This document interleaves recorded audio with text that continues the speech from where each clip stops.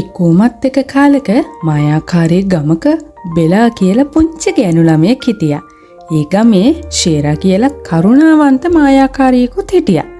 මේ කතාවේ මායා කොස්සකුත් තියෙනවා. ඉතින් දැන් තියෙන්නේ බෙලාගේ ෂේරාගේ මායා කොස්සේ ලස්සන කතාවක්. අපි දැන් බලමු මේ කතාව මොකක්ද කියලා. දවසක් බෙලා එයාගේ යාළුවෝ එක්ක සෙල්ලම් කරමින් ඉන්නකොට එයා පැත්තකට ගිහින් අහස දිහා බලාගෙන තනියම කල්පනා කරනවා. එතකොට එයා දැක්කා කොස්සක් අහසේ පාවෙවි එයාගේ පැත්තට එනවා.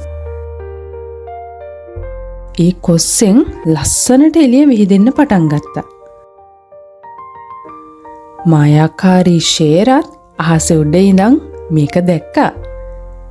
එයත් හිමීට බෙලා ළඟට ආවා. ෂේරා බෙලාට කිව්වා කාටවත් අල්ලන්න බැරි මේ මායා කොස්ස ඔයාව හොයාගෙන ඇවිත් කියලා. ඉතින් ඔයා දෙමව්පියන්ට කීකරු වෙලා හොඳට ඉගෙන ගන්න තාක්කල් ඔයාට මේ මායා කොස්සේ බලය නැති වෙන්නේ නැහැ කියලා ෂේරා බෙලාට කිව්වා. බෙලා මැජික් කොස්සට නගින්න කියලා කොස්ස අල්ලනකොට කොස්ස දිලිසෙන්න ගත්තා. මායා කොස්ස බෙලාව අරගෙන අහස උස්සටම ගියා. බෙලාට හරියම සතුටුයි. බෙලා අහසේ ඉඳන් ෂේරට අතත් වෙනුවා. මායා කොස්සේ අලුත් අයිතිකාරිනිය ගැන ෂේරට හරියම සතුටු හිතුණා. බෙලා චූටි කිරිල්ලියක් වගේ අහසේ හැම තැනම පියෑඹුවා.